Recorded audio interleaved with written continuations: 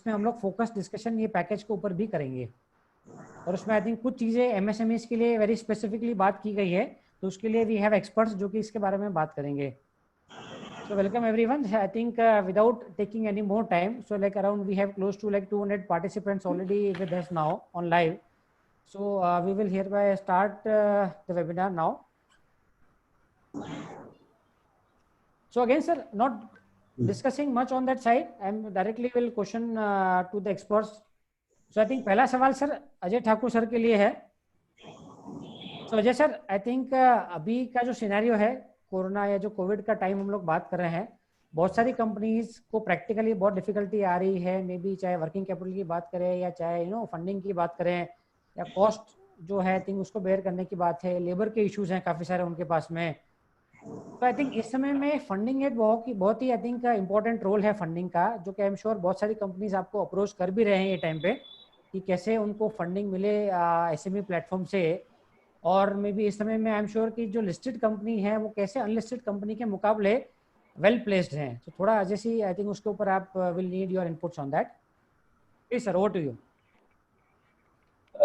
देखिए, समय तो बहुत बलवान है और समय से कोई जो है आप युद्ध नहीं कर सकते हैं. वो एक जिस तरह से आप किसी बड़े इंस्टीट्यूशन के साथ युद्ध नहीं कर सकते, उसी तरह समय जो है वो इंस्टीट्यूशन से भी ज़्यादा बलवान है, आप उससे युद्ध नहीं कर सकते.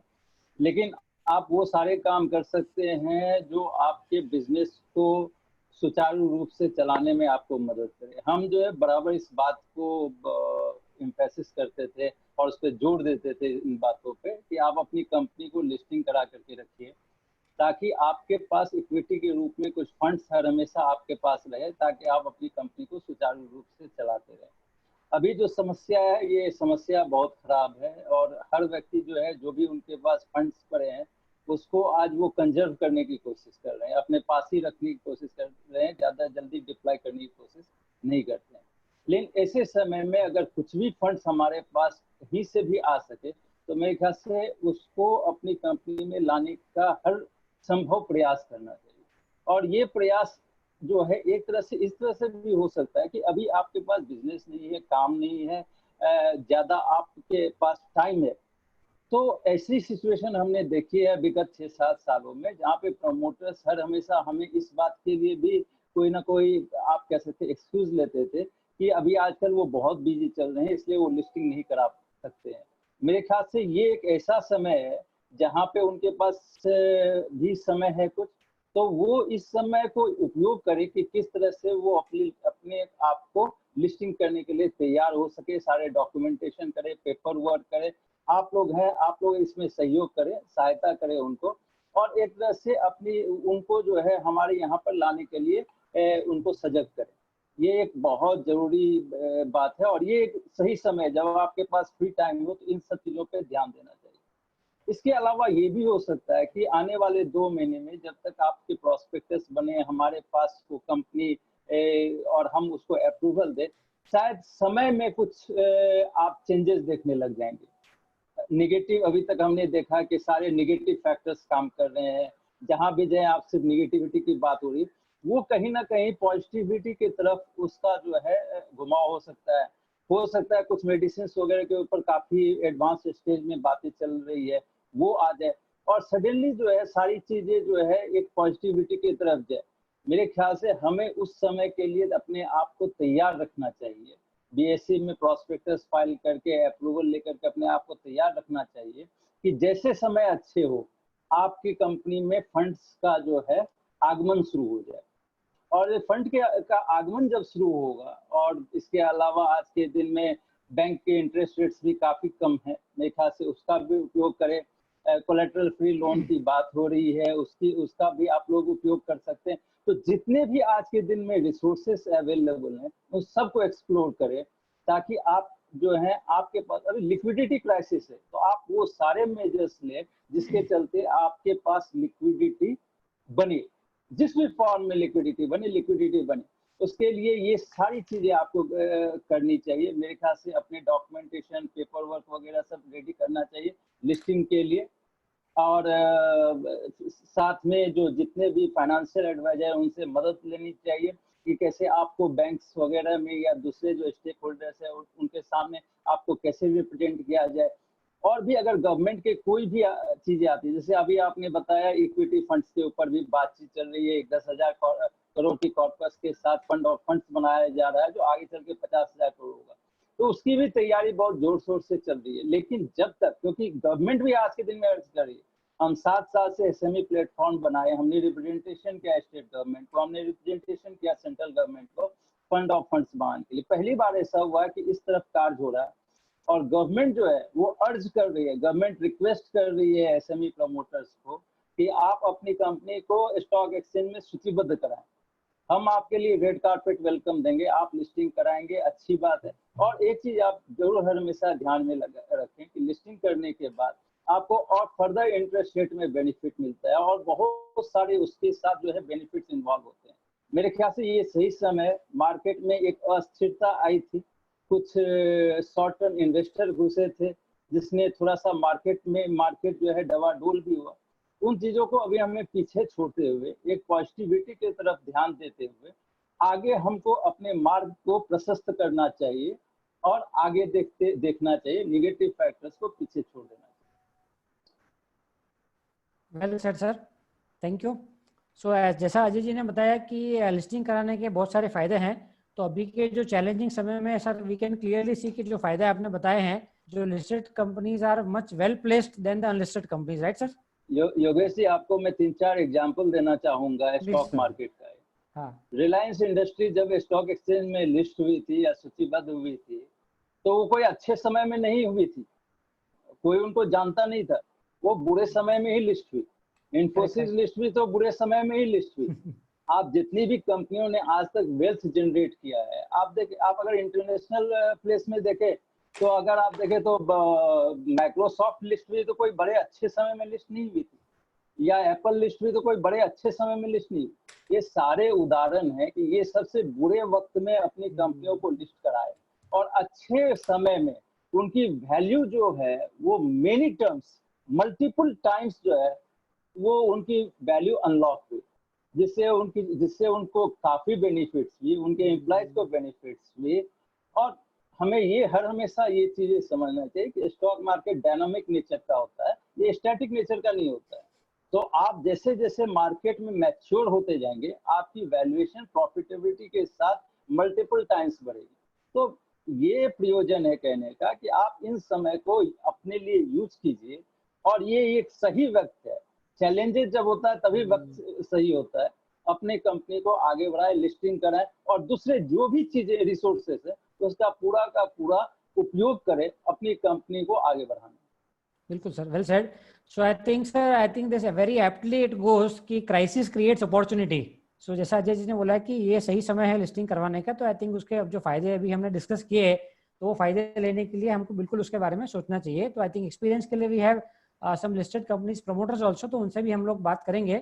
तो before going to them, may be अगला क्वेश्चन मेरा है महावीर जी के लिए, पैंटोमेथ ग्रुप के जो डायरेक्टर हैं, जिन्होंने पिछले 6 साल में करीब करीब 100 से ज़्यादा पब्लिक इश्यूज कर लिए है। सो महावीर जी, अभी जनरली कोरोना की वजह से लोगों का नॉर्मली नजरिया होता है कि equity market are not doing well. तो ये समय में जैसे like in contrary to what Ajay sir has said कि अभी this is a right time to go for listing, तो अभी क्या सही समय है या लेट्स से कैसा है अभी equity market as far as MSME companies are concern? तो आपके उसके बारे में थोड़ा बताइए कि आज मार्केट में आप जो लोगों से मिल रहे हैं, जो आई थिंक कंपनीज का आपने कुछ फाइलिंग्स भी किए हैं, लिस्टिंग्स भी करवा रहे हैं, तो अभी क्या नॉर्मली मार्केट का सिनेरियो है और क्या ये सही समय है इक्विटी फंडिंग के बारे में सोचने का? Please sir. Thank you, Yogesh, and good evening all panelists. Thank you very much, Ajay sir, for your wonderful enlightened views as always, and you have been a guide to all of us, and I can correlate your efforts with each of the companies present over here. Your contribution, I'm sure BSE and yourself will continue to play a pivotal role, not only in getting companies listed on SME or startup platform, but also hand-holding them throughout the value chain. So we are basically committed to the development of MSME sector, and there are 2-3 aspects which I will quickly share from our perspective. One is timing, and when we interact with companies, sorry to interrupt Mahavir ji, थोड़ा सा I think Hindi भी अगर use करेंगे because for the benefit of public है.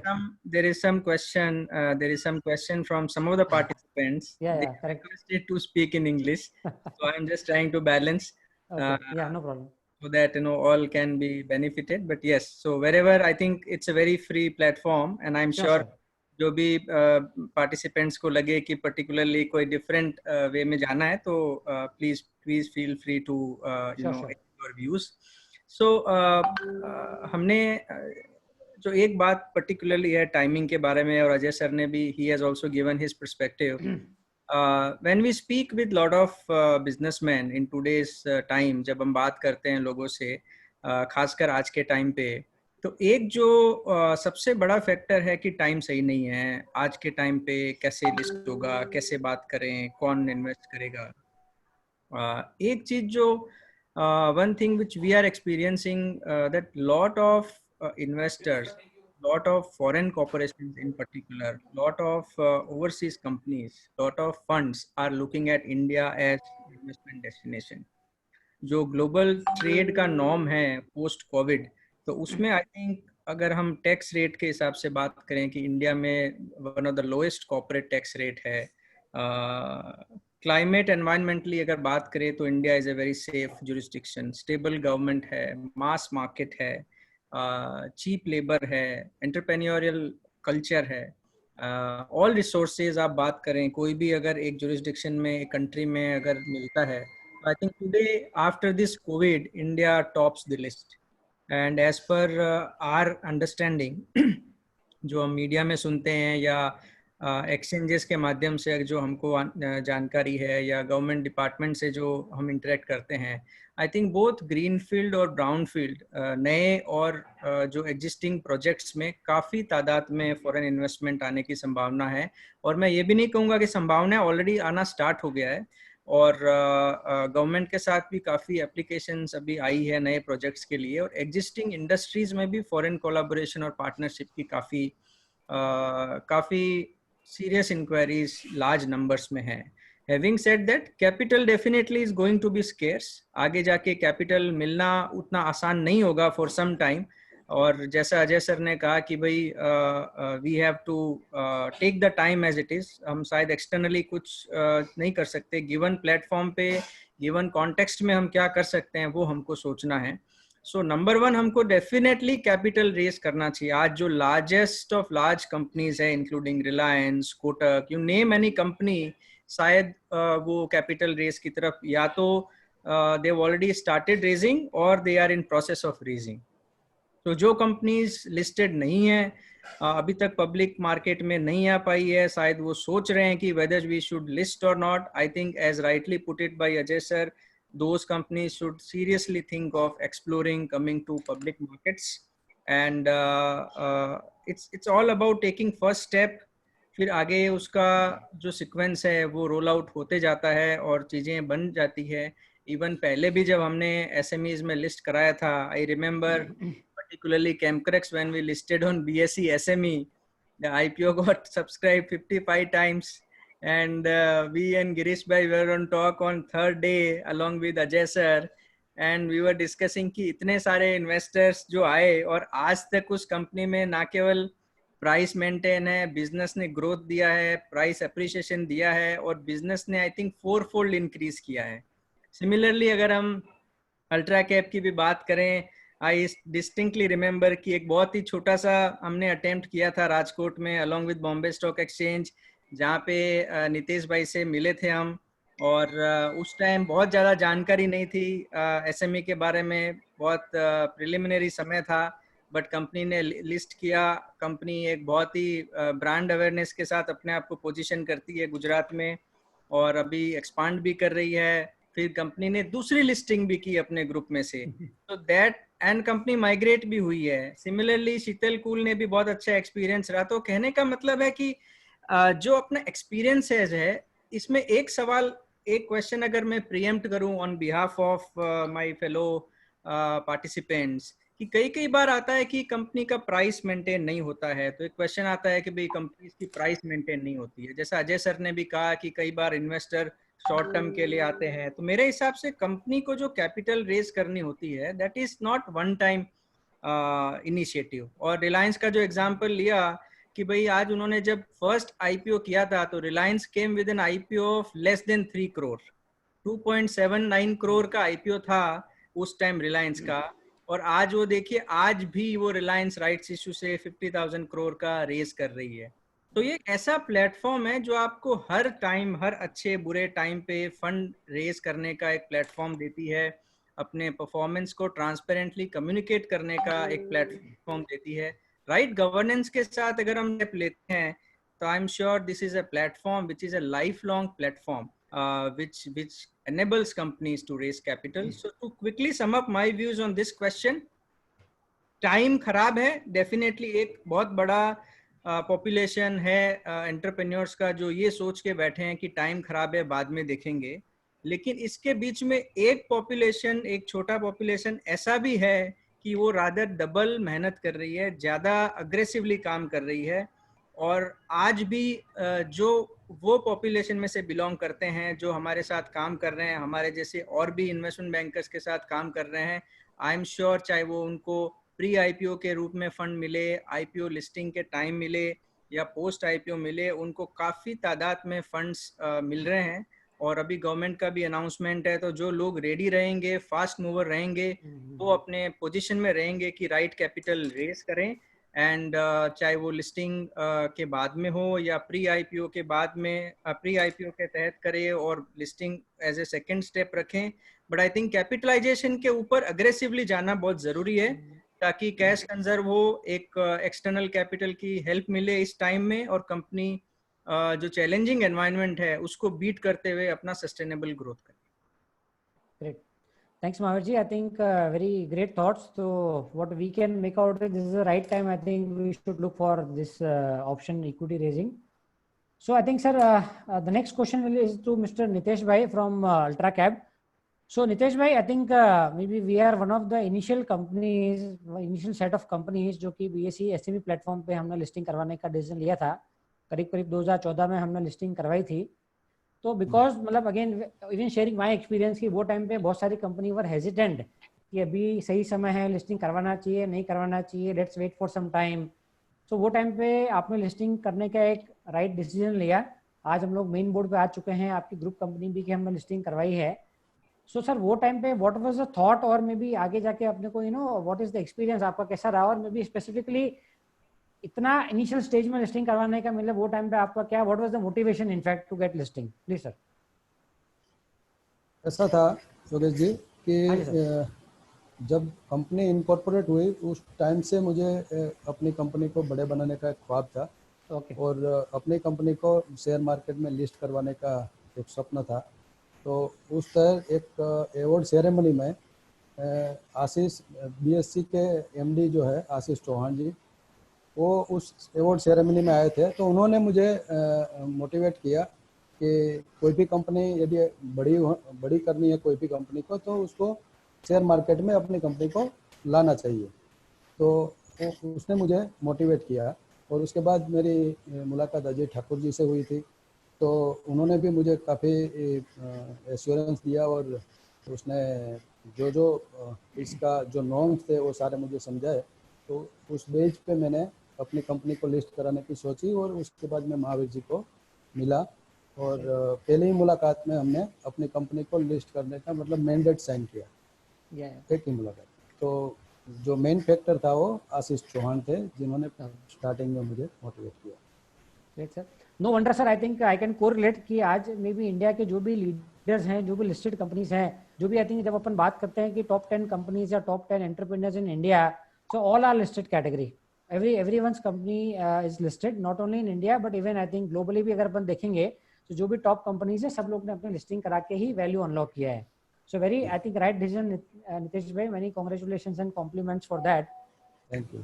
सो I think my next question is to Bhupat bhai from Sheetal cool products limited. So Bhupat भाई, I think maybe just to again sharing my views कि हमने जैसे कि शीतल cool का नाम वो टाइम पे शायद मैंने पहली बार सुना था बीइंग इन बॉम्बे, एंड बाद में जैसे कंपनी का लिस्टिंग हुआ तो हमने काफ़ी शीतल के बोर्ड अहमदाबाद में भी देखना स्टार्ट किया। मुंबई में भी हमने कंपनी की प्रोडक्ट्स की प्रेजेंस हमने फील की। तो सर लिस्टिंग के बाद में अपने को as far as specifically on the branding या जैसे अपने मार्केट रिकॉग्निशन है या अपने प्रोडक्ट प्लेसमेंट्स की बात अगर करें तो हमने को आई थिंक मुझे ऐसा लगता है कि क्या एडवांटेज मिला आपको। तो आपसे थोड़ा सुनना चाहेंगे सर इस बारे में कि अपने को लिस्टिंग से मार्केटिंग या प्रोडक्ट साइड में क्या एडवांटेज मिला। हमने देखा कंपनी का टर्नओवर भी काफी इंप्रूव हुआ है लिस्टिंग के बाद में, तो कैसे अपने को ग्रोथ मिली और क्या फायदा हुआ है सर प्लीज। जी Yogesh ji, thank you very much. Aziz sahab good evening, आज सबको मिलना मिला। हमारी company Sheetal cool products limited ये दूसरा साल है हमारा लिस्टेड हुआ। पहले भी फूड और मिल्क एंड मिल्क प्रोडक्ट्स में काम करते थे, लेकिन बीएससी पे हमारा जैसे लिस्टेड हुआ तो हमें वो बेनिफिट मिला है। अमाउंट जो राइज करना चाहिए वो तो मिला है, लेकिन इसके साथ कंपनी का जो मार्केट में एडवांटेज मिलना चाहिए वो बहुत अच्छा मिला है। समझो गुजराती आउट ऑफ गुजरात में जो कंपनी को नहीं जानते थे वो लिस्टेड करने के बाद काफी वो नोटिस करने लगे, और हमें जहाँ न्यू प्रेजेंस रहा तो वहाँ पे हमें जल्दी से जल्दी बिजनेस मिला। और डिस्ट्रीब्यूटर्स नेटवर्क बढ़ाने में भी हमें काफ़ी उसका एडवांटेज मिला हुआ है। और पेंटोमेट के साथ जब जुड़े तो उसमें थोड़ा और स्टार पॉइंट लगे और काफ़ी अच्छा हमें अनुभव रहा है। फर्क कितना पड़ता है कि प्राइवेट लिमिटेड के बाद लिस्टेड करने के बाद आपकी पहचान एक अलग लेवल से नोटिस होती है। Great sir, thanks for sharing your experience sir. So I think listing के बाद में हमने शीतल आइसक्रीम को आई थिंक नंबर्स ग्रो होते देखा है, इवन प्रोडक्ट भी हमने एक्सपीरियंस किया है, मेजर मेट्रो सिटीज में भी हम लोग देख रहे हैं। So many compliments and all the best sir आगे के लिए। So I think sir next question is to Girish bhai कैमक्रक्स से।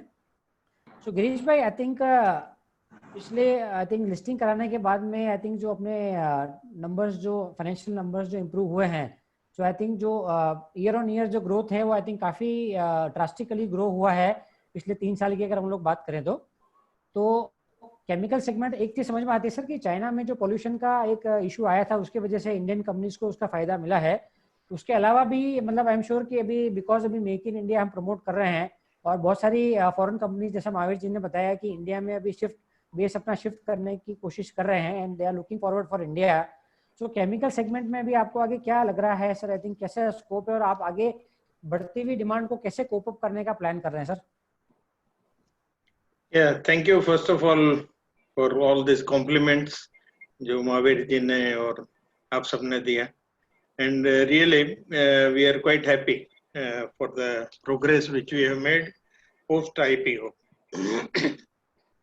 Now basically we are in a specialty sector making majorly an API intermediates and some high value pigment intermediates, and yes, as you rightly said, the growth has been good in the specialty chemical sector before COVID also, but now it is on much stronger growth rate path because of one is a COVID, of course, which is current, and another is a trade conflict between USA and China, and also and environment norms which are becoming stricter in China.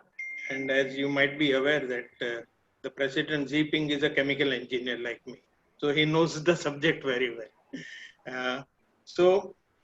But all these factors presently are really, as you rightly said, कि भाई उसकी वजह से काफी shifting of sourcing plus manufacturing is likely to move out of China.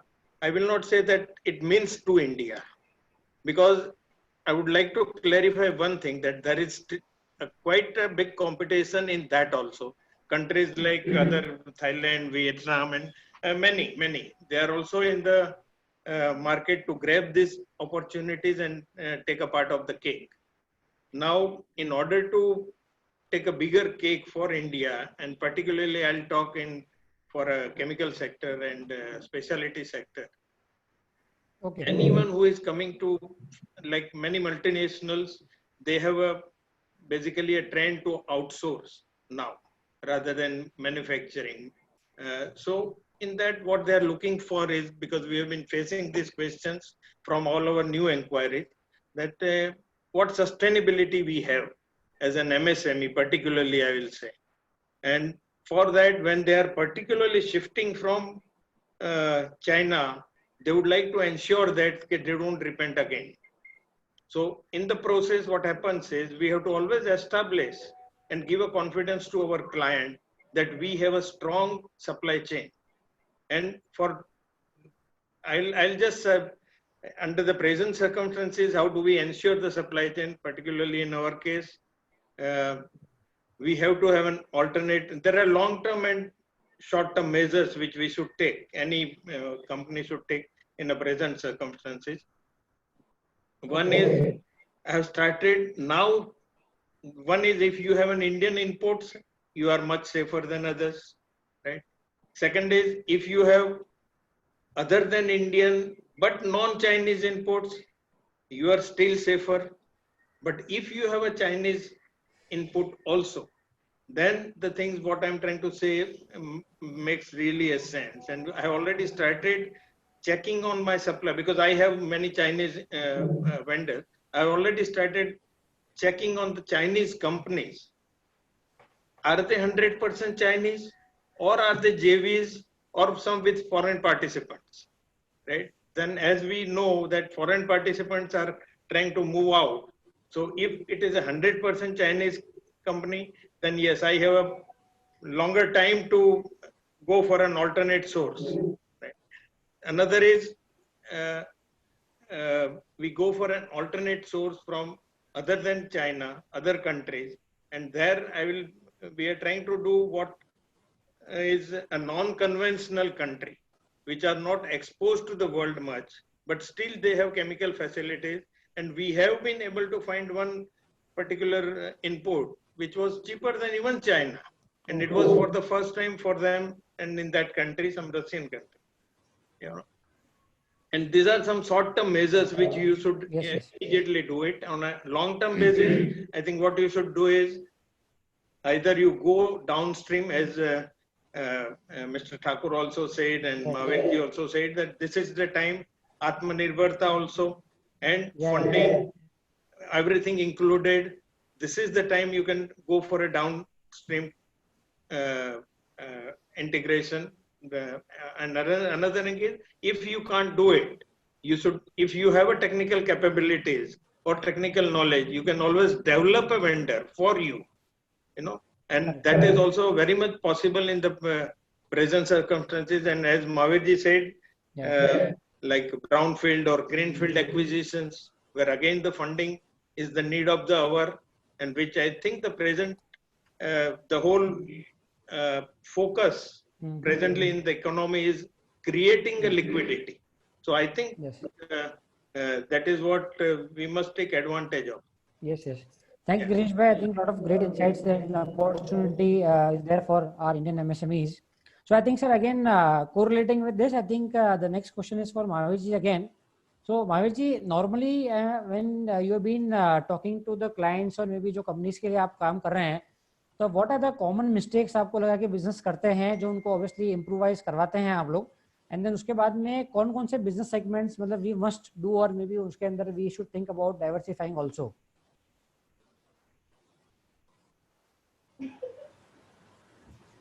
So I think I'm just trying to put some points so that you know, because time side, I think we are having less time. Short of time, जो common mistakes है कि companies take high leverage because fast grow करना है, pressure है performance का, and जो leverage के ऊपर में है. So I think one of the common blunders जो we have come across is companies with high leverage. आज के time में I think वो एक बहुत बड़ा issue है. And दोनों साइड से कभी-कभी क्या होता है कि एक बहुत ज़्यादा कैपेक्स कर लेते हैं लेकिन वर्किंग कैपिटल प्लान नहीं करते हैं कि हम जब प्लांट लगाते हैं, प्रोजेक्ट लगाते हैं. And we have seen best of the companies even with US FDA approvals. I mean they have put in capacities, approval आ गया, but then finally they run out of working capital and today perhaps they are left with no option but to even face bankruptcies at some time. So we have seen extreme situations with some of the best companies. And the reverse is also we have seen where working capital opex बहुत ज्यादा कर लिया है, लेकिन working capital इतनी stretch हो गई है कि आई थिंक वो डे टू डे जा रही है. Productivity is another question that sometimes we focus again on only bottom line की बहुत ज्यादा margin हम कर रहे हैं, and but scalability is a question, and over last let's say 4-5 years the top line remains same. So investors also don't prefer such companies, and sometimes then business also becomes stagnant. Disruptions, I think, is the best example. I don't have to further dwell on this on disruption. And family issues is something I think which is more on behavioral part, and we have seen in most of the families, whether it is large scale families or mid-sized families, यहाँ पे I think उनको अभी families structure को ठीक करके, and then we should have continuing good structure in place so that there is no business discontinuity issues. And very quickly, I think capital raise, again at the cost of repetition, will say that we must go for capital raise, and I think we have great support from exchange, both at startup, SME, and mainboard platform, depending on the size of the company, the scale of the company. It's a process. We must start preparing for it, and preserve cash, as Girish Bhai has also mentioned. Monitor very, very closely where we can save costs. Maximum efficiency with minimal changes, because today I think we do not have time to change, but we need to quickly modify ourselves with whatever maximum efficiency we can have. And how do we have satisfied customer experience in our respective line of business, whether B2B or B2C, is I think what we need to see. We must keep our structure right.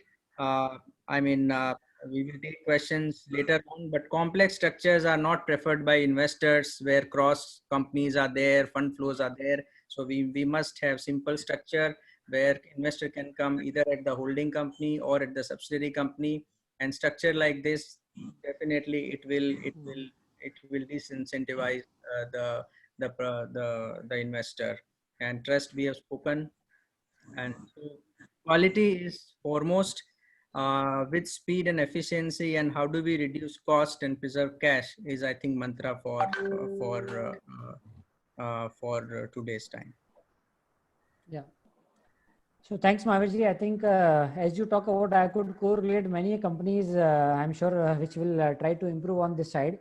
So again, just for the benefit of time, so quickly, jumping on the main, the focus area, which we have been looking since last 3-4 days. Our FM has been announcing a lot of packages in terms of benefit to MSMEs and many other areas. So Atmanirbharta, which we talk about, go local. So I think huge opportunity for MSMEs. So the quick question to Hiren Bhai, I think in the benefit of time, sir, quickly would like to you to highlight the few benefits which have been given by our finance minister, Ms. Nirmala Sitharaman, specifically for MSMEs. Please, sir. Yes, sir. Actually, जैसे आपने बताया कि package तो 20 लाख करोड़ का है और पूरे to agriculture and a lot of sector is affecting. But मैं quickly MSME के ऊपर रहूँगा, और just in a nutshell I would like to share कि सबसे पहले तो हमने देखा कि ये मोरेटोरियम पीरियड जो हमने RBI ने सबको दिया है 3 months का, तो एक लिए लिक्विडिटी एक बफर हो गया सबके लिए. उससे आगे देखेंगे तो एडिशनल 20% का जो भी कोलेटरल बिना जो भी लोन एक प्री अप्रूव्ड कर दी है, वो एक सबके लिए एक फायदेमंद रहेगा. उससे आगे हम देखेंगे तो MSME की डेफिनेशन चेंज कर दी गई है. ये बहुत ही एक इम्पोर्टेंट बात है. अगर हम समझे तो जैसे पहले 10 करोड़ से नीचे वाले थे इन्वेस्टमेंट, वही MSME में कवर होते थे, जो अभी वो लिमिट बढ़ा के 20 करोड़ कर दी गई है. तो ये एक बहुत बड़ी बात है, और काफ़ी लोग सिर्फ इसी वजह से उसको स्कोप बड़ा नहीं कर रहे थे कि हमें MSME का सब फायदा लेना है, तो उसके लिए बात रहेगी. और भी आगे बात करें तो 200 करोड़ तक का जो टेंडर्स है वो ग्लोबल की बजाय लोकल कर दिया है. तो ये एक हमारी इंडियन कंपनी के लिए बहुत ही बढ़िया बात रहेगी. एंड लास्टली, जैसे हम लोग ये बात कर रहे थे कि MSME के लिए इक्विटी के रूप में आज तक कभी गवर्नमेंट ने कुछ नहीं दिया था, तो ये एक अभी स्टार्ट कर रहे हैं. जैसे अजय सर ने बताया या महावीर जी बता रहे थे तो ये एक बहुत बहुत ही बड़ी बात है, क्योंकि डेब्ट के रूप में तो आज तक सभी दिया था, ये सब्सिडी के रूप में दिया था, पर as an capital investment it's first time and I think it's a very welcome change. मुझे लगता है ये बहुत ही असरकारक बात है। बाकी ओवरऑल स्किनारियो हम देखें तो एमएसएमई के लिए बहुत ही, मुझे लगता है एक गोल्डन पीरियड आने वाला है, क्योंकि बाहर से हम देखें पूरे ग्लोबल, तो हम देख सकते हैं कि चाइना के टुवर्ड सभी को एक हेजिटेशन हो रहा है, वहाँ से सब शिफ्ट हो रहे हैं, और इंडिया के लिए एक बहुत ही बड़ा प्लेटफॉर्म बन चुका है। तो उसका सबसे बड़ा बेनिफिट ऑब्वियसली हम देख रहे हैं कि जीडीपी में भी एमएसएमई का बहुत ही बड़ा शेयर है। तो ये सब मिला के हम अगर देखें, हमारे पास स्किल है, हमारे पास यंगेस्ट पर्सन है, तो हम इसको टोटल मिला के देखें तो मुझे लगता है कि India it's quietly in a winning position from this side. Thank you. Thanks, Hiren bhai, for highlighting the benefits of, I think very good point you have shared about MSMEs, the benefit which has been announced on the equity side कि very first time government ने initiative लिया है कि आज तक जितने भी advantage या जो भी benefits मिले हैं in form of subsidy है या loan का जो उन्होंने एक collateral free loan का उन्होंने announcement किया है, so definitely these all are temporary measures, I believe. So we'll again have our views from the experts available here. So I think during that, I think we will maybe discussion के दौरान आपको एक poll आएगा. So maybe please I think give your views maybe in the next 30 seconds. So I think parallelly poll will go on. So would request my colleague Karan and Amrish to maybe host the poll now. So meanwhile, I think sir very good point highlighted by Hiren bhai. So on that Ajay sir आपसे next question ये था कि जो एक MSME के लिए जो I think एक पैकेज अनाउंस हुआ है, that's a huge amount 50,000 crore. So I am sure कि मैनी पीपल जैसे वो आई थिंक अनाउंसमेंट आया था, even we have been getting lot of calls, तो आपको भी बहुत सारे लोगों ने सवाल पूछा होगा कि इसमें क्या हमारा बेनिफिट हो सकता है, किस तरीके से ये आने वाला है और कैसे ये पूरा स्ट्रक्चर होने वाला है. तो थोड़ा उसके बारे में सर थोड़ी और डिटेल बताइए, so that all MSMEs there today उसका एक बेनिफिट, उसका फायदा ले पाए. Please sir. देखिए, जहाँ तक इक्विटी फंड और फंड्स की बात है, इसकी काफ़ी दिनों से चर्चा हो रही थी. मैंने पहले भी बोला है that we are already making a lot of representation both at central level and the state level to create such funds, because SME should not be burdened by only debt funds. And most of the time what we observe is that the SME or you can say MSME died because of the servicing of debt rather of anything else. It's not more from the business side, but it's more from the debt side. Because what happens when the days are good, most of these people go for taking a huge loans from the banks. And in fact, in our country, all the financial consultants are good in advising debt funding rather than any other source of raising funds. So in context of India, where equity awareness is very less, more and more people are totally dependent on debt funding. So to create an equity culture, we have already started this SME platform way back in 2012. But at the same time, we want that some sort of a big corpus of funds should be created by the government of India, which should take a stake in the equity of the SME. This is very important. And that was the representation by us that had finally given us the result when last year, Honorable Minister for MSME has said that they are exploring a fund of funds with a corpus of 10,000 crores. So the discussion was between the Finance Ministry and the MSME Ministry, which was going on for quite a long time. And this was the right time to tell the people of the country that yes, we are serious, we are creating this fund. So this fund will be created with a corpus of 10,000 crores and which will go up to 50,000 crore rupees. The purpose of this fund will be to deploy the funds in the growing SME. So this is the first step that has been taken by the government of India, first time in the history of India, I think. And I think this will take the SME, far ahead. In fact, we have also made the representation to treat the equity funding into SME as a priority funding, so that even the banks and the other institutions who are investing in the equity of the company should treat SME investment in the form of equity as a priority investment. So then a lot of funds will start coming into the equity of the SMEs, and which will help the SMEs to grow. So I think it's a great move. We will like to get it implemented as early as possible, and I think this is the right time. And that's why time and again I am telling the SMEs, or I am urging, and even now the government has started urging the SMEs to move forward, get your company listed. And what will happen, that because of the listing, you know, you will create lesser stress on your bank balance sheet, and at the same time you will also de-stress the balance sheet of the financial institution. So it will be a win-win situation for both the SME and for the financial institutions as well as the government.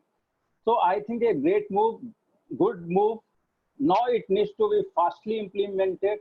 If it gets implemented at this juncture, I think this will take the country to a new level, because ultimately the SMEs are the biggest contributor to the employment. They will contribute to the GDP. Today the contribution is somewhere around 14-15% of the total economy. It has to be taken to the 50%, 60%, which is prevalent in developing countries. So I think there is a lot of scope, and I hope that all the stakeholders will take this to the next level. Great. Thank you, sir. So I think maybe just again question back to you, sir. कि what we understand is, ऐसा आपने बताया कि जो भी companies listing के लिए आएंगी उनको उसका first more advantage मिलेगा, right, sir? Okay. So yes, I think sir, we have now around more than 300 companies listed on BSE SME platform. So just a random maybe a question maybe on your expectation कि let's say आने वाले maybe next 5 साल में how many companies we can expect to see on the BSE SME platform, sir? देखो साहब, मैं बूढ़ा हो जाऊंगा लेकिन मेरी पेट की आग खत्म नहीं होने वाली है. So I have the fire in my belly, and sure it is with you and Mahavir and all other people also. So my expectation is that I should see 10,000 companies getting listed on the SME platform. Okay, so that is my expectation, and I am far below my expectation at this juncture. I am not a satisfied person. So I will love to have so many companies coming on the SME platform and getting listed, and create a equity culture and create growth pattern in our country. Great. Thank you, Ajay sir, for your highlights maybe, and maybe the expectation every MSME would have that they will quickly जल्द से जल्द वो listing करवाएं और ये package का benefit उठाएं, because I am sure they all are struggling in getting funding, especially from the banks or maybe the traditional sources, which again have a limited range. So I think मैं और एक SMEs को और भी बोलना चाहूँगा. Yes sir. आपने सारी चीजों को एक्सप्लोर कर लिया, इतने साल आपने बैंक फंडिंग के ऊपर डिपेंड करके सब कुछ कर दिया.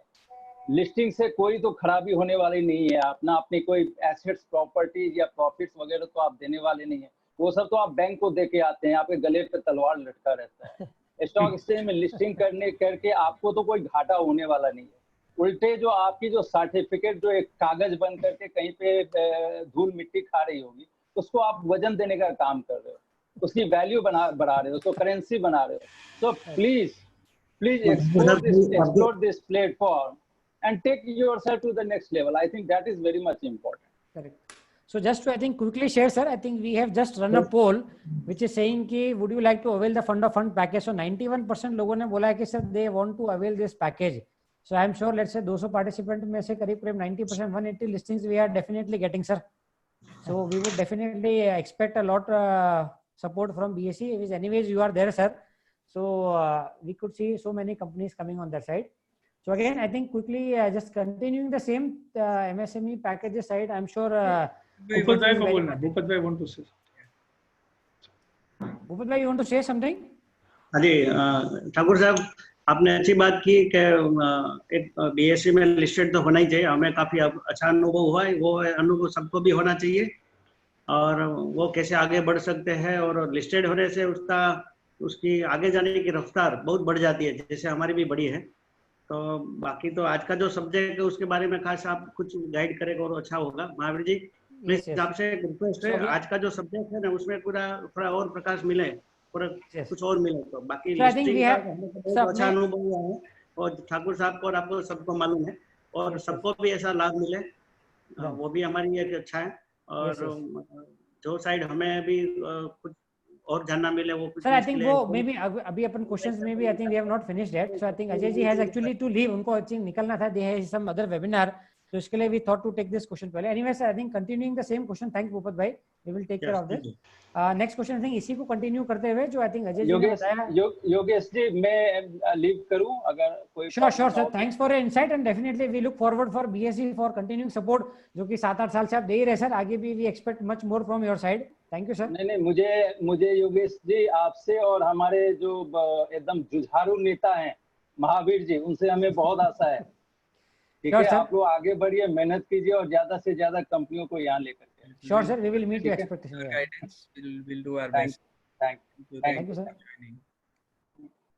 So I think sir package की बात करते हुए again just to continue with the same question, the next question again is posed to Mahavir ji. So Mahavir ji I think जो अजय जी ने बताया कि जो बेनिफिट्स मिलने वाला है एमएसएमई कंपनीज को, जो 50,000 करोड़ का इतना huge amount of funds deploy होने जा रहा है, तो कैसे मतलब अपने एसएमई कंपनीज जो है, आई एम श्योर 92% लोगों ने बोला है कि they want to avail the benefit of it, तो वो फंड का बेनिफिट लेने के लिए, जैसे कोई भी तरह का इक्विटी फंडिंग लेने के लिए अपने आप को किस तरह से तैयार किया जाए, मतलब how do we prepare ourselves for taking benefit of this kind of equity funding or any sort of equity funding for that matter. So I think for the benefit of time I request maybe to quickly and there I think there are several questions around it, so I try to cover as many questions as possible in this. So firstly, this is going to be a fund of fund. Government ये जो fund बनाएगी वो government उसको दूसरे funds को देगी, because government शायद direct investment का प्रोसेस नहीं कर सकती, तो गवर्नमेंट फंड देगी दूसरे फंड्स को, और वो फंड्स जो है वो कंपनीज में इक्विटी के तौर पे लगाएंगे। तो सबसे अच्छी बात है कि ये अपने को लोन नहीं मिल रहा है, अपने को इस पे कोई भी इंटरेस्ट नहीं देना है, and we don't have to repay any EMI or any kind of this is our equity capital.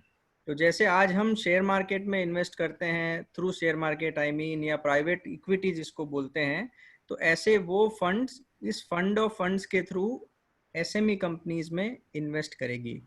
और हालांकि फाइन प्रिंट आना बाकी है, बट जहाँ तक हमारा नॉलेज है और हमारा इंटरेक्शन है, तो ये फंड लिस्टेड और अनलिस्टेड दोनों कंपनीज को मिलेगा। फंड अनलिस्टेड कंपनीज में भी प्राइवेट इक्विटी या वेंचर कैपिटल के तौर पे डाल सकते हैं, और लिस्टेड कंपनी जब कंपनी लिस्टिंग के लिए आती है स्टॉक मार्केट में, तो उसमें भी एज पार्ट ऑफ जो पब्लिक ऑफर रहता है उसमें भी इन्वेस्ट कर सकती है। और जो कंपनीज ऑलरेडी लिस्टेड है, जैसे आज अपने साथ 3 बिजनेसेस साथ में हैं जो ऑलरेडी लिस्टेड है, तो पोस्ट लिस्टिंग भी उस फंड से इन्वेस्ट हो सकता है। तो जहाँ तक ये क्वेश्चन है कि भाई उसको कैसे किसको मिलेगा, तो आई थिंक इसमें एनी काइंड ऑफ एसएमईज शायद उसमें एनेबल रहेगी। और जो एक इम्पॉर्टेंट क्वेश्चन है कि हमको प्रिपरेशन बहुत जरूरी करनी पड़ेगी, क्योंकि ये फंड इन्वेस्ट करेगा और फंड उसकी बहुत ऑब्जेक्टिव एनालिसिस करेगा कि भाई कंपनी की बॉटम लाइन क्या है, मार्जिन क्या है, ग्रोथ क्या हुई लास्ट 5 साल में, आगे की ग्रोथ क्या है, सस्टेनेबिलिटी क्या है, कैश फ्लो जनरेशन कितना हो रहा है, प्रॉफिट है लेकिन अगर वो पैसा वर्किंग कैपिटल में स्टक है, डेटर्स रियलाइज नहीं हो रहे हैं, तो वैसी सिचुएशन अगर है तो उसको कैसे मिटिगेट कर रही है मैनेजमेंट।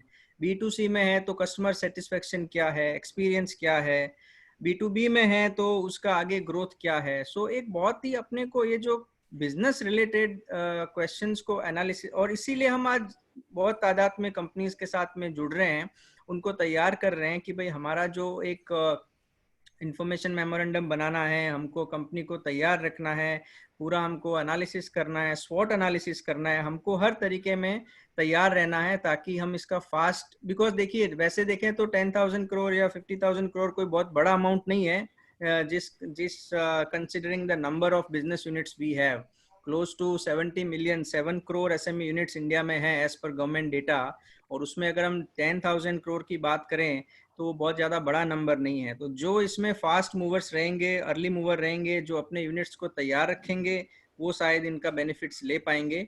और डेफिनेटली एक जो एप्रीहेंशन है कि गवर्नमेंट अनाउंसमेंट है, फंड आएगा कि नहीं आएगा, तो जहाँ तक मैं समझता हूँ कि ये डेफिनेटली ग्राउंड लेवल पे फंड आने वाला है, कंपनीज में इन्वेस्ट होने वाला है, इट्स जस्ट दैट अपने को अपने डोर्स खुले रखने हैं, अपने को अपनी तैयारी करके रखनी है ताकि हम इस फंड्स को लेने के लिए रेडी रहें। दूसरा एक क्वेश्चन है कि कोई टर्नओवर की लिमिट है क्या, कोई एलिजिबिलिटी है क्या?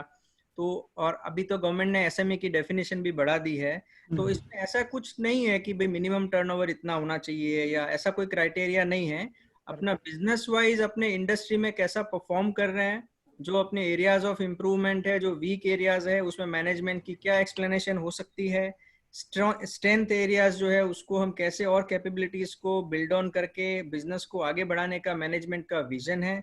तो ये सब जो बेसिक आज कोई भी अपने किसी से फंड्स लेते हैं तो उसमें हमारा जो आंसर्स हम प्रिपेयर करते हैं या कंपनीज का प्रिपेयर करते हैं वो प्रिपरेशन जरूर करना है। बट अदरवाइज ऐसा कोई थ्रेशोल्ड टर्नओवर का मिनिमम टर्नओवर होना चाहिए लिस्टिंग के लिए भी नहीं है और ये फंड ऑफ फंड से फंड लेने के लिए भी नहीं है। Great Mahavir ji, thanks for a quick insight on this. So I am sure बहुत बड़ा अपॉर्चुनिटी है हमारे लिए। तो हर एसएमई कंपनी से अर्ज करता हूँ कि आई एम श्योर कि एक बार अपने आई थिंक कंसल्टेंट को या हिरेन भाई इज ऑलरेडी देयर या लेट्स से हमारा we will send you the mail also after that. आपको कुछ भी इसके बारे में जानना है तो मे बी वी विल हमने immediately poll just put in किया है कि अगर आपको लिस्टिंग के बारे में जानना है तो आप उस पर यस क्लिक करिए। We will personally be in touch with you और बाद में फिर अपने we can take it forward. So thanks Mahavir ji. तो I think again coming back to the or maybe initial topic जो कोरोना की वजह से जो कंपनीज प्रॉब्लम्स फेस कर रही है। So next question is for Darshan भाई। You have been guiding many businesses कि उनका बिजनेस काफी सारे बिजनेस को आपने आई थिंक स्क्रैच से काफी बड़े स्केल पे आपने लेके जाने में आपका बहुत मेजर रोल रहा है उसमें। तो ये टाइम पे चैलेंजिंग टाइम में I am sure many businessmen are facing issues in terms of labour या लेट्स से वर्किंग कैपिटल के इश्यूज हैं। Mental I am sure mentally बहुत सारे लोग शायद are not in positive sign. सो कैसे आप लोगों को हेल्प कर रहे हैं to may be make their business more sustainable during the times like pandemic? इस तरह का सिचुएशन आगे भी अगर आती है तो they will be able to may be manage their businesses well. So quickly, I would like to your insights on this. Thanks, Darshan. Great. Before I say anything, I would like all the participant to quickly answer me. कितने लोग मानते हैं कि next 10 साल India के SME के लिए सबसे बड़ी अपॉर्चुनिटी लेके आ रहा है? टाइप यस, चैट में इमीडिएटली टाइप यस कीजिए। मैं देखना चाहता हूँ कितने लोगों को विश्वास है कि हाँ आने वाले 10 साल इंडिया के SMEs के लिए सबसे बड़ी अपॉर्चुनिटी है। Yeah, so Nirav is saying yes. Quickly. Yeah. Yes. Okay. So काफी सारे लोग यस लिख रहे हैं। तो मेरा सेकंड क्वेश्चन ये है कि आप में से कौन है कि जो मानते हैं कि अगले 1 साल 2 साल 5 साल में अपनी कंपनी को लिस्टेड करके एक बड़ी ब्रांड बनाना चाहते हैं? उसमें आप यस कीजिए। I want to know that. अगले 1 साल 2 साल 5 साल में अपनी कंपनी को एक ऑर्गेनाइजेशन को बिल्ड करना चाहते हैं और एक लिस्टेड कंपनी एक ब्रांड कंपनी बिल्ड करना चाहते हैं तो type yes. Yeah, so I can see a lot of yes from lot of entrepreneurs, so I'm sure कि they are excited. तो आज के टाइम में मैं एक ही चीज कहूंगा and I would like to show with the presentation. सबसे पहला जो काम है ना आपको जो करना है in this situation is to revisit your vision, because सबसे most important motivating factor for any entrepreneur is the vision. अगर आपके पास विजन है तो रिविजिट कीजिए। नहीं बनाया है अपनी ऑर्गेनाइजेशन का तो बनाइए, क्योंकि अगर आपके पास विजन नहीं है तो आप घबरा जाएंगे, आप रुक जाएंगे, आपको पता ही नहीं चलेगा कि ये सिचुएशन को कैसे डील किया जाए, क्योंकि ये सब टेम्पररी सिचुएशन है, ये कोई लॉन्ग टर्म चलने वाला कोई नहीं है। लेकिन अगर विजन क्लियर है कि अगले 10 साल में 15 साल में आपके कैसी ऑर्गेनाइजेशन बनाना है तो ये बहुत जरूरी। अगर आपके पास विजन है तो आपकी लैंग्वेज, आपका कॉन्फिडेंस और आपके जो एक्शंस रहेंगे वो डेफिनेटली पावरफुल रहेंगे और इससे कंपनी को आप ये सिचुएशन में से बिल्ड कर पाएंगे। अगर विजन है तो आपकी पूरी जो टीम है, आपके जो पार्टनर्स है, आपके साथ एसोसिएट्स है, आपके कस्टमर्स के, उनको साथ में लेके आप बिल्ड कर पाएंगे। सो अगर फर्स्ट थिंग वो कहूंगा कि बिल्ड योर विजन क्लियरली, अगर नहीं है तो बनाइए और है तो उसको रिविजिट कीजिए।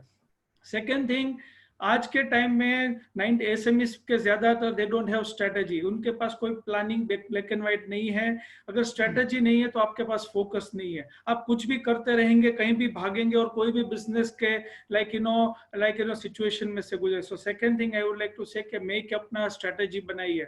आई नो सिचुएशन चैलेंजिंग है, इसीलिए मैं कहूंगा एटलीस्ट नेक्स्ट 3 महीने का स्ट्रेटेजी, क्वार्टरली स्ट्रेटेजी बना के देखिए कि अपनी कंपनी को कैसे बिल्ड कर सकते हैं और उसके साथ टीम के साथ बैठ के काम कीजिए। ये मैं सबसे बड़ी तैयारी कहूंगा कि ये बहुत जरूरी है। Third most important thing is कि ये बहुत बढ़िया टाइम है। अगर आज बिजनेस कहीं स्लो चल रहा है या तो कहीं बिजनेस अटका, ये टाइम इन्वेस्ट कीजिए अपने सिस्टम और प्रोसेस को बिल्ड करने में। क्योंकि जैसे अभी अजय जी ने बताया, महावीर जी ने, everybody is seeing a huge opportunity and huge fund and huge platforms are going to create. तो अगर आपके पास सिस्टम्स और प्रोसेस बेहतरीन रहेंगे तो अपनी कंपनी को वो सिचुएशन में आप ये अपॉर्चुनिटी को ग्रैब कर पाएंगे। तो बैठिए, बनाइए सिस्टम्स और प्रोसेस अपनी टीम के साथ बैठ के और उनको स्ट्रॉन्ग कीजिए। फोर्थ मोस्ट इंपॉर्टेंट थिंग कहूंगा टैलेंट हंट। आपको भी पता है, आपको कंपनी को बिल्ड करना है तो बिना अपनी टीम को आप बिल्ड नहीं कर पाएंगे। तो ये जो यहाँ पे पूरा प्लेटफॉर्म बनाया हुआ है वो किसके लिए? आपके लिए। तो अगर आपके पास बेहतरीन लोग हैं और ये टाइम है, अगर आने वाले 3 महीने 6 महीने, ढूंढिए वो बेहतरीन टैलेंट को मार्केट में से और कंपनी के लाइए। क्योंकि जब ये बिजनेस बिल्ड होगा, जब अपॉर्चुनिटीज फ्लडेड होगी, जब जैसे चाइना से बिजनेस यहाँ पे डाइवर्ट हो रहा है, ये सब के लिए आप तैयार होंगे अगर आपके पास बेहतरीन टीम है तो I would focus on building the talent. और मोस्ट इंपॉर्टेंट है ना, जो 95% एसएमईज जो फाइनेंशियल अंडरस्टैंडिंग जो रखते हैं, उनमें आप इन दिग्गजों की मदद लीजिए और कहीं से भी लीजिए और सीखिए कि पूरा फाइनेंस मैनेजमेंट कैसे किया जाता है, फ्रॉम प्रॉफिट से लेके कैश फ्लो से वैल्यू और वहां से वैल्यूएशन। अगर आप ये सब चीजें करेंगे ना तो you will be in position to attract the investors. पैसा देने के लिए लोग रेडी है, people are ready. Just you need to, जैसे महावीर जी ने बना, prepare yourself absolutely with this current situation। और आने वाले 3 से 6 महीने में अपनी कंपनी को ऐसी मैग्नेट बना दीजिए कि इन्वेस्टर आपके पास आएंगे, कस्टमर्स आपके पास आएंगे। जैसे भूपत भाई हमारे हैं तो लोग आपके साथ जुड़ना चाहेंगे, डिस्ट्रीब्यूटर्स आपके साथ जुड़ना चाहेंगे और you will enjoy the entrepreneurship. That is something I would like to conclude. Thank you. Great. Thanks, Darshan bhai. Very insightful things you have said. So I think, sir, very important. I think जो दर्शन भाई ने बताया कि अपना vision होना चाहिए, फिर again all management part जो सर ने बताया, so details के लिए personally I'm sure we will, so many people would be eager to know on that side, but because of a limitation of time we will have, like, thanks Darshan bhai for finishing that in very quickly. So I think one thing I think has been talked about कि आजकल के में भी जो business करने का तरीका है वो बदल जाएगा कोविड के बाद में। कोविड आने से बहुत सारे लोगों को अपने बिजनेस के बारे में, वीकनेस के बारे में आइडेंटिफिकेशन आया है। अपग्रेडेशन, टेक्नोलॉजी कितना इंपॉर्टेंट है हमारे लिए, तो ये I think this question is open for to the panel कि आज आने वाले समय में बहुत सारी नई नई टेक्नोलॉजी हम लोग सुनते हैं, चाहे वो इंटरनेट ऑफ थिंग्स, IoT है, आर्टिफिशियल इंटेलिजेंस है, या लेट्स से फॉर दैट मैटर अपना कैन से रोबोटिक्स है। तो आई थिंक बहुत सारा ऑटोमेशन और मे बी टेक्नोलॉजी आ रही है। So उसके ऊपर maybe any panelist can add on that. Maybe I think Mahavir ji, you are sharing some screen, right? No, I'm just sharing some study what we have done at Copgenie recently, and we have had very successful discussions over last 1 month at various places. और मैं बहुत ज़्यादा time नहीं लूँगा, but definitely I will like to take this opportunity कि जब हम India में टेक्नोलॉजी की बात करते हैं, so most of the businesses feel कि टेक्नोलॉजी शायद इन्फोसिस, TCS, विप्रो उनके लिए है। हम तो मैन्युफैक्चरिंग कंसर्न है, या हम तो सर्विसेज में हैं, या हम तो लेट्स से कोई पर्टिकुलर प्रोडक्ट में है, तो हमारे यहाँ टेक्नोलॉजी का क्या काम। बट आज के टाइम में मतलब दीज आर सर्टेन फैक्टर्स की टेक्नोलॉजी को कॉर्पोरेट्स क्यों नहीं इग्नोर कर सकते। और व्हेन वी से टेक्नोलॉजी डजंट मीन कि कोई बहुत बड़ा लेट्स से हमको इन्वेस्टमेंट करना है टेक्नोलॉजी में। It could be as basic technology as let's say हमारी सप्लाई चेन को मैनेज करना है, हमारी वेयर हाउसिंग को ठीक करना है, या प्लांट में मेंटेनेंस हमको डाउन टाइम रिड्यूस करना है। हमको ड्रोन के थ्रू प्रेडिक्टिव मेंटेनेंस कर लेते हैं और ड्रोन पहले आपको बता देगा इमेजिंग के थ्रू कि ये प्लांट जो है कि अभी लेट्स से कहाँ पे प्रॉब्लम आ सकता है। तो प्लांट डाउन करने के पहले ही हमको उसका पता चल जाता है रेड फ्लैग्स में, तो हमको प्लांट बंद नहीं करना पड़ेगा। तो इस तरह काफ़ी बारीकी छोटी छोटी चीज़ें हैं जिसमें अगर हम एक राइट टेक्नोलॉजी लगा लेते हैं जिसमें बहुत कॉस्ट नहीं लगता है, तो एक तो अपने ये सेफली दिमाग से निकाल सकते हैं कि टेक्नोलॉजी मतलब बहुत सारा इन्वेस्टमेंट। एंड दूसरा, टेक्नोलॉजी डजंट मीन कि हमको एक टेक्नोलॉजी कंपनी है। Technology is a way of life, way of doing business. So और क्विकली हमने जो भी स्टडी किया था कि most of the businesses feel कि भाई इम्प्रूवमेंट अगर हमको करना है एफिशिएंसी वाइज या बिजनेस को स्केल करना है तो 80% से ज़्यादा बिजनेसेस की ये फीडबैक थी कि हमको टेक्नोलॉजी में डेफिनेटली देखना चाहिए। लेकिन शायद प्रॉब्लम आता है कि भी टेक्नोलॉजी हम समझते नहीं हैं या टेक्नोलॉजी कैसे आए। तो अपने को जैसा दर्शन भाई ने भी कहा कि हमको अपनी प्रॉब्लम्स आइडेंटिफाई बहुत ज़्यादा करनी है। अगर हमको लगता है कि हमारा हर साल 10% ट्रांसपोर्ट में एक्सपेंस होता है और ये ट्रांसपोर्ट या लॉजिस्टिक्स में अगर हम पैसा बचा सकते हैं तो वो क्या तरीका हो सकता है जिससे हम ये कॉस्ट बचा लेते हैं। या लेट्स से अगर हमारा हर 12 महीने में अगर 15 दिन से 17 दिन प्लांट को मेंटेनेंस में रखना पड़ता है तो क्या हम कुछ नया अलग कर सकते हैं कि ये 15 दिन वाला टाइम लेट्स से 2 दिन हो जाए या 3 दिन हो जाए। एंड बिलीव मी, जब हम इस तरह की बातें, बुनियादी बातें जब लोगों से, प्रमोटर से, बिजनेसमैन से बात करते हैं, they have seen fantastic result कि हम जब 15-20 दिन एक प्लांट को बंद रखते थे मेंटेनेंस के लिए या कोई इशू आ जाता है, तो जब हमने प्रेडिक्टिव मेंटेनेंस या ड्रोन वाला चीज लगाया तो शायद 5-7 लाख रुपया में पूरी टेक्नोलॉजी आ गई एग्जाम्पल, और वो प्लांट का 15 दिन का मेरा ऑपरेशन बच गया। तो इस तरह की काफी सारी चीजें हैं जो अपने को शायद समझना चाहिए कि टेक्नोलॉजी का जो बेनिफिट है वो हम मतलब पूरा ऑर्गेनाइजेशन का एक वे ऑफ लाइफ है, एक वे ऑफ डूइंग बिजनेस आज के टाइम में। आज हम इसी वेबिनार की बात करें, ठीक है, आज के दिन में तो चलो कंपल्सन है, but even I would say कि जब नॉर्मल हो जाए तो भी सेमिनार क्यों करना है अपने को। आज हम इतना फ्रीली बात कर सकते हैं, क्वेश्चंस आ रहे हैं उसका आंसर कर रहे हैं। अमरेली से भूपत भाई जुड़े हुए हैं, राजकोट से नितेश भाई जुड़े हैं, बड़ौदा से गिरीश भाई जुड़े हैं, बॉम्बे से लेट्स से हम लोग जुड़े हुए हैं, दर्शन भाई है, हिरल भाई है। तो सब वेरियस सिटीज से ब्यूटीफुली प्लेटफॉर्म पे आके हम आराम से शाम को बैठ के घर पे बात कर सकते हैं। तो technology is going to be the way of life. हम जितना जल्दी इस टेक्नोलॉजी को अडॉप्ट करेंगे, सिंपल स्मॉल टेक्नोलॉजी से हमारा टॉप लाइन बढ़ेगा, हमारी जो कॉस्ट है वो कम होगी, और एक हम नए ट्रेंड में, नए जमाने की बिजनेसेस के साथ में हम खड़े होंगे। और अगर हम टेक्नोलॉजिकली साउंड है तो हम इन्वेस्टर्स का भी एक जो उन्होंने बताया कि हमको मैग्नेट बनना है, I particularly like that phrase कि हम वो मैग्नेट कैसे बनेंगे। वो मैग्नेट तभी बनेंगे कि हमारे पास टेक्नोलॉजी है, हमारी कॉस्ट सबसे कम है। आज अगर हम ये बोल लें कि भाई मेरा जो प्लांट है लेट्स से वो प्लांट में मेरी कॉस्ट सबसे कम है और वो प्लांट में मेंटेनेंस सबसे कम आता है और डाउन टाइम कम है, तो एक बहुत बड़ी बात हो जाती है। बिकॉज ये सस्टेनेबिलिटी भी देती है, ग्रोथ भी देती है और एक कॉन्फिडेंस भी देता है इंटरनल टीम को भी और एक्सटर्नल इन्वेस्टर्स को भी। और एक और जो क्विकली मैं बोलना चाहूंगा कि हम अभी भी आज के लॉकडाउन में we are raising money for at least 3 to 4 companies in Gujarat. कि रिटेल कंपनी में एक इन्वेस्टमेंट आ रहा है, एक सेरामिक्स कंपनी में एक इन्वेस्टमेंट आ रहा है बहुत बड़ा, यूरोप की कंपनी है जो मेजॉरिटी स्टेक ले रही है। सो ऐसा कई सारा इन्वेस्टमेंट है। अपने को कॉन्फिडेंट रह के आप जुड़िए, साथ में एक्सप्लोर करते हैं, साथ में अपने आप को तैयार रखते हैं, ताकि चाहे वो टेक्नोलॉजी हो, चाहे वो फंड्स हो, चाहे गवर्नमेंट स्कीम हो, उनका हम बेनिफिट लें और एक पॉजिटिवली हम आगे मूव फॉरवर्ड करें, जिससे अपना बिजनेस सस्टेनेबल भी हो और ग्रो भी करें। So technology पे any other inputs from other panel members? Technology की बात करें तो जैसे सबके लिए टेक्नोलॉजी ने सब मायने बदल दिए हैं और अब तो कहेंगे कि न्यू इज नॉर्मल। तो जैसे हमारे सीए का फील्ड में कहूंगा कि अब सीए ए फॉर ऑडिट नहीं होता, अब ए फॉर आर्टिफिशियल इंटेलिजेंस से होता है। तो वैसे ही सब फील्ड में हम देखेंगे तो सब में ये डिसरप्शन ला रही है टेक्नोलॉजी। तो everyone should embrace it with whole heart और सबको सीखना पड़ेगा। From the companies, I think Girish bhai, Bhupat bhai, Nitesh bhai, any inputs on the technology कि आगे के जमाने में टेक्नोलॉजी कितना important role play करता है? Yes, sorry. Yeah, Nitesh bhai. Yeah, please go ahead. Nitesh bhai, please. हाँ, technology के बारे में मैं बोलना चाहूँगा कि ये जो अभी लॉकडाउन हुआ उस टाइम पे हमने अपने हर एक डिपार्टमेंट को उस काम पे लगाया था कि कॉस्ट कटिंग कैसे किया जाए, उसकी प्रोसेसेस कैसे बनाया जाए।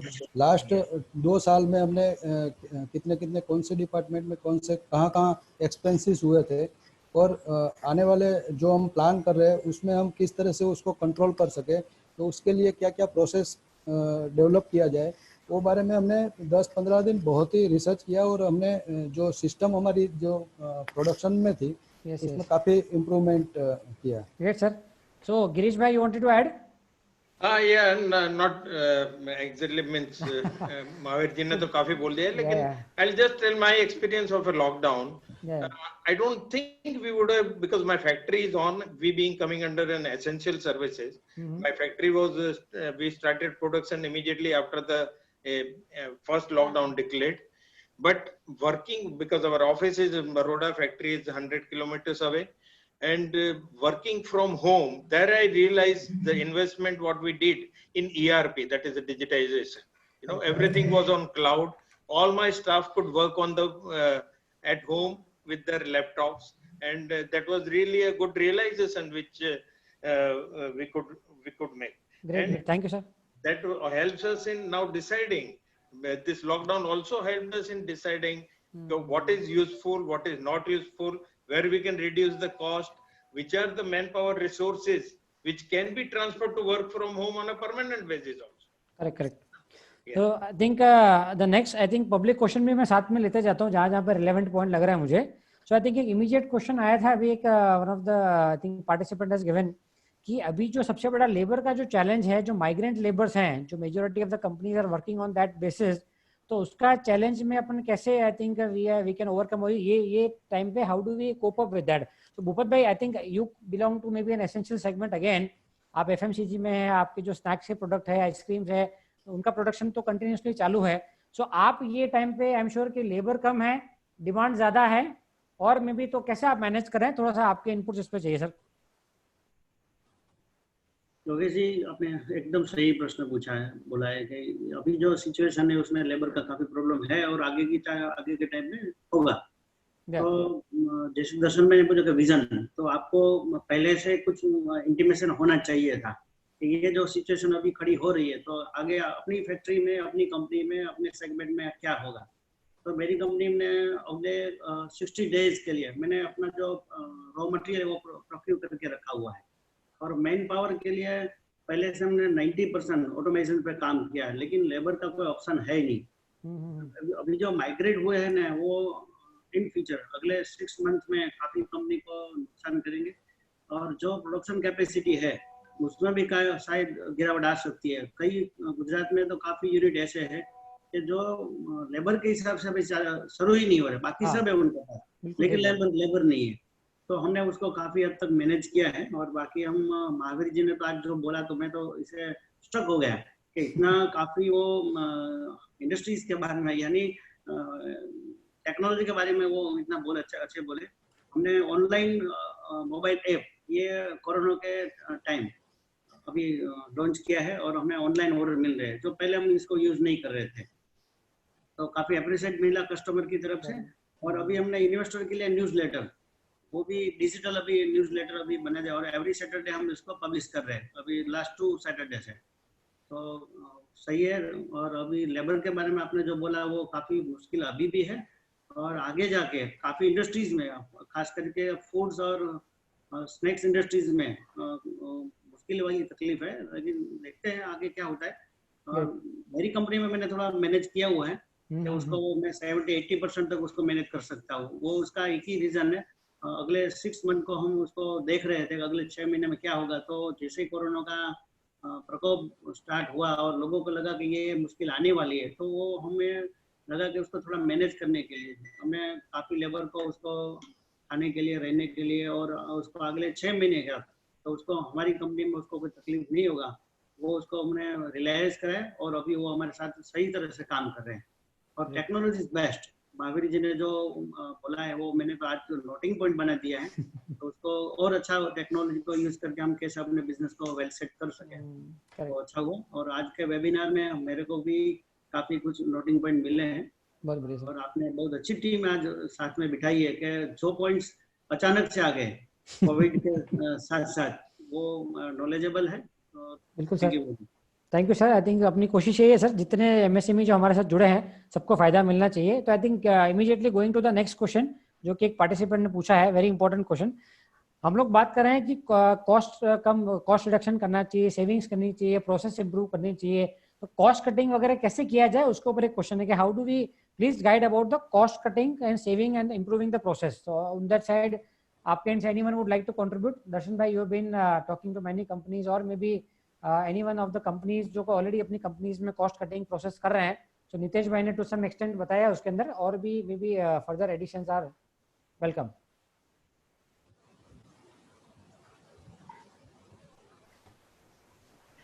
Yeah, as far as cost cutting is concerned, I would like to give a very quick, बहुत वो है ना, it's a very detailed process. Okay, so quickly थोड़ा सा मैं भी सब yeah, mainly like cost की जब cost cutting की जब बात आती है तब we should have a very structured planning कि हमारा cost process कैसे जा रहा है, अपना हमारा कैश फ्लो कैसे जा रहा है.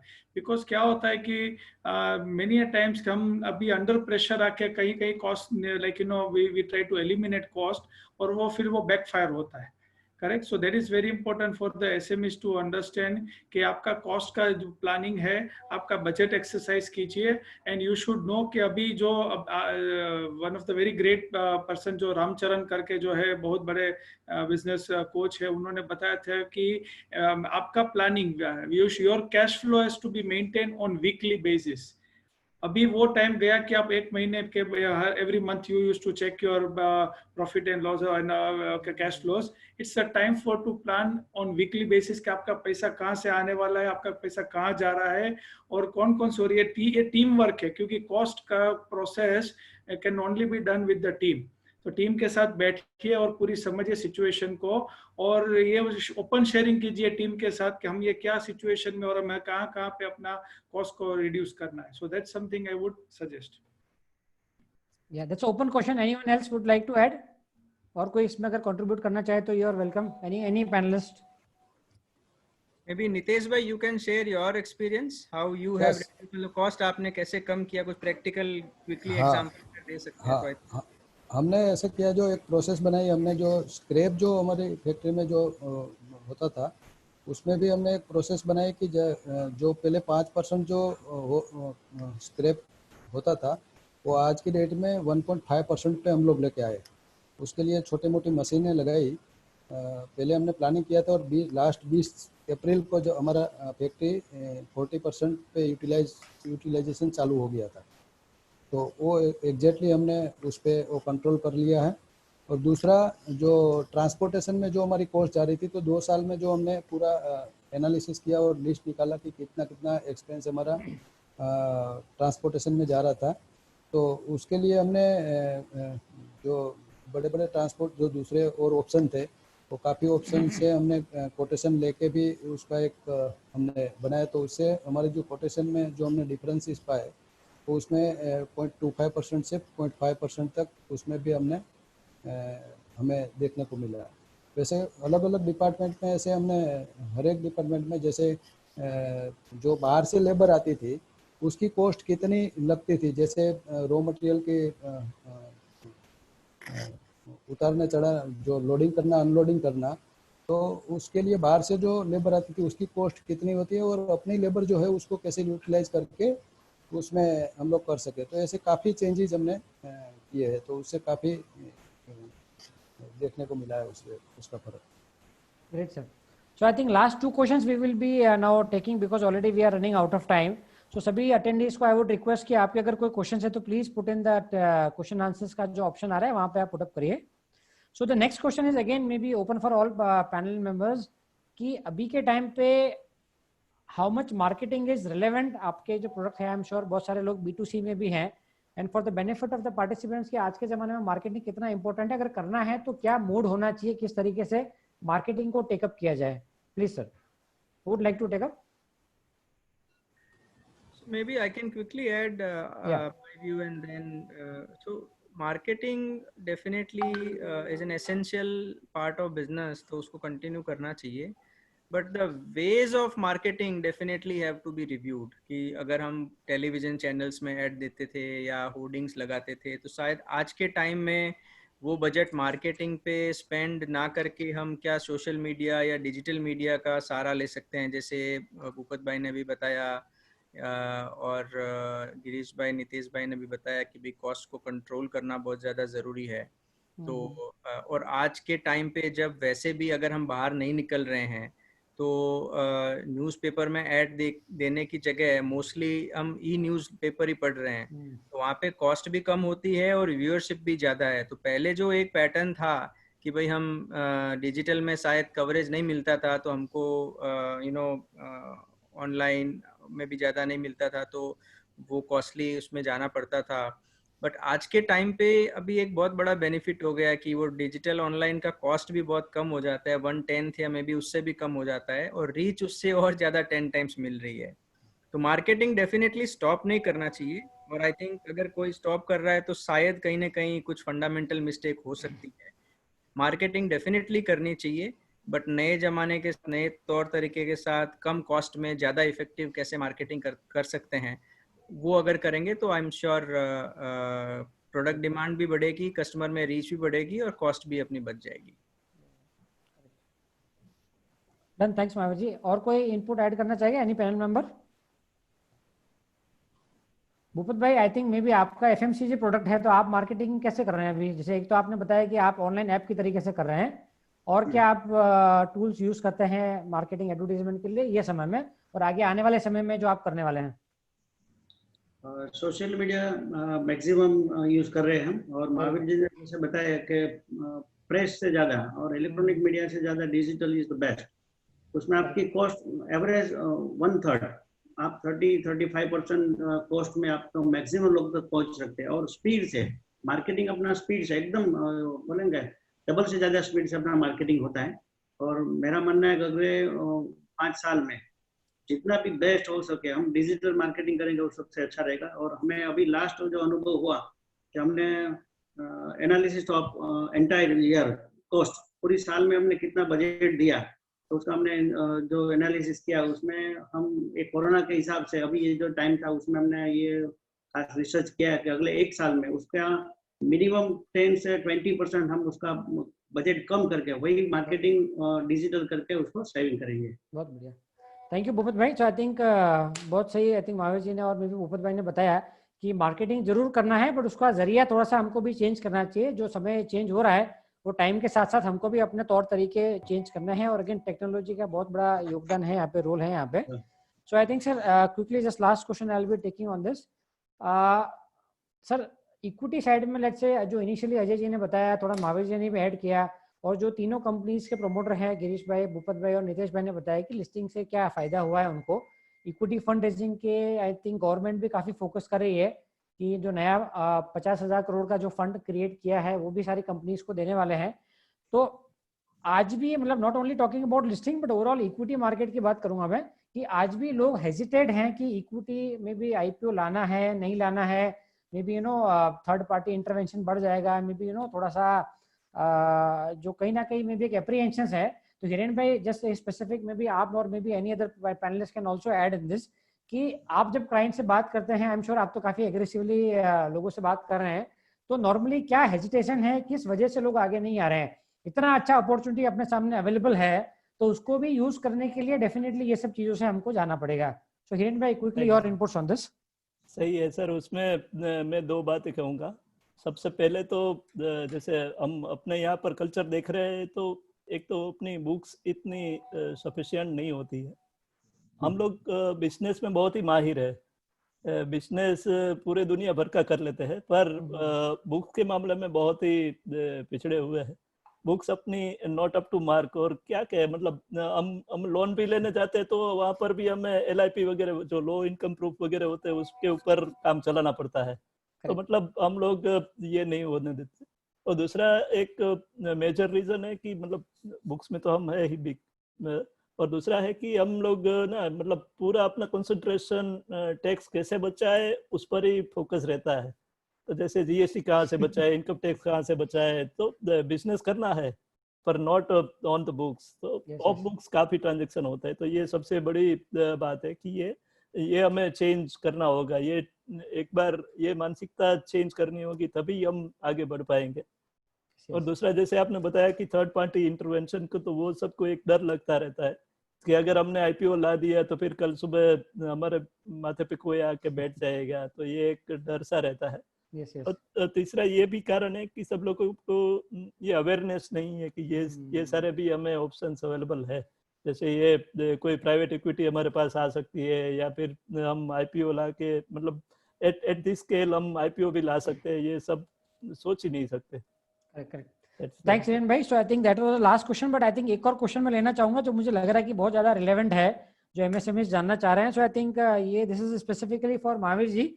सो बहुत सारे लोग जानना चाह रहे हैं कि ये फंड का बेनिफिट लेने के लिए जो अजय जी ने बताया कि हमको लिस्टिंग करवाना बहुत जरूरी है, तो लिस्टिंग का जो आईपीओ में आ रहा है उसमें कुछ पोर्शन में भी आई एम श्योर गवर्नमेंट भी इक्विटी में लेना चाहेंगे, तो उनको ये जानना है कि एलिजिबिलिटी क्राइटेरिया क्या है। मतलब कोई कंपनी को अगर आईपीओ लाना है तो क्या कुछ चीजें मिनिमम प्री रिक्विजिट्स है कि वो आईपीओ ला पाएंगे, वेदर दे आर एलिजिबल और नॉट, वो अगर जानना है तो quickly can you highlight those area.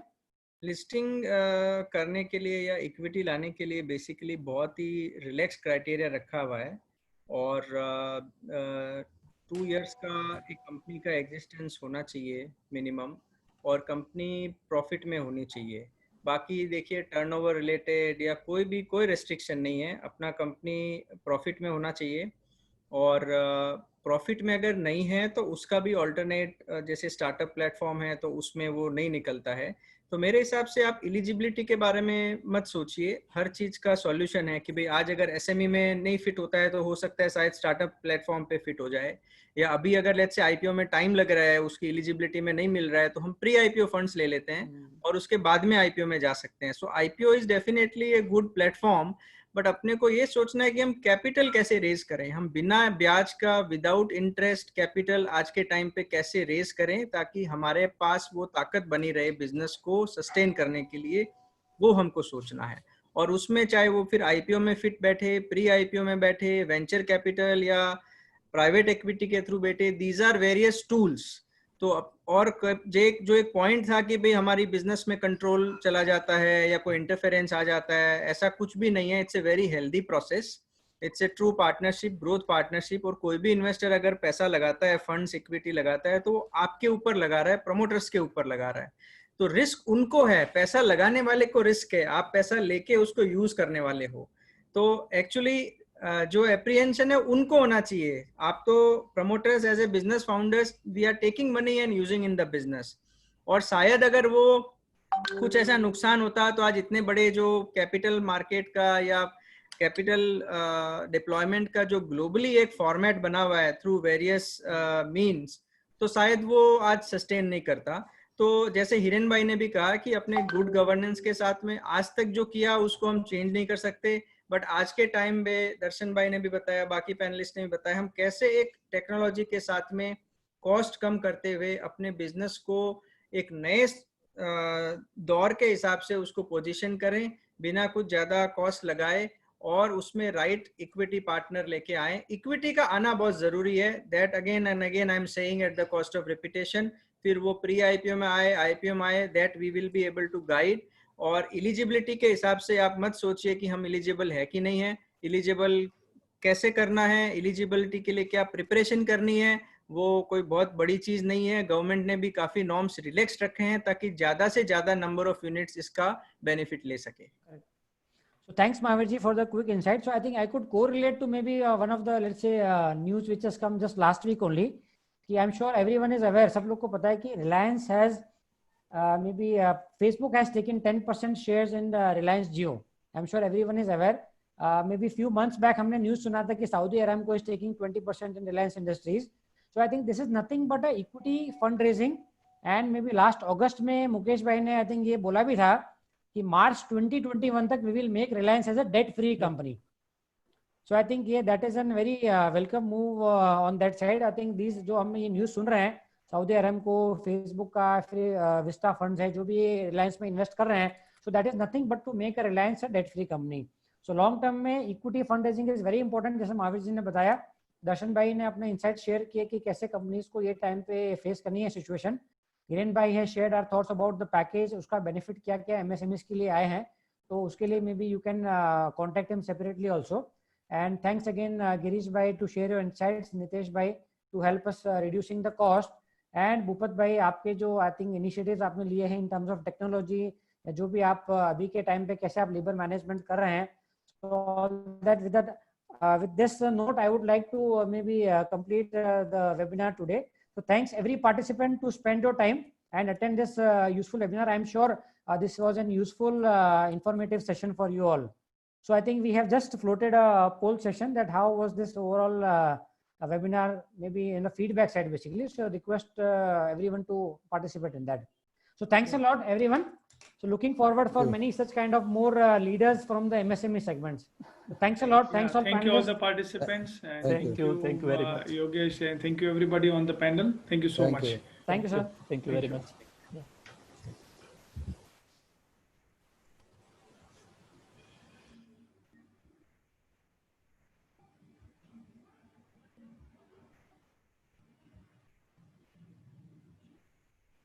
बंद कर दे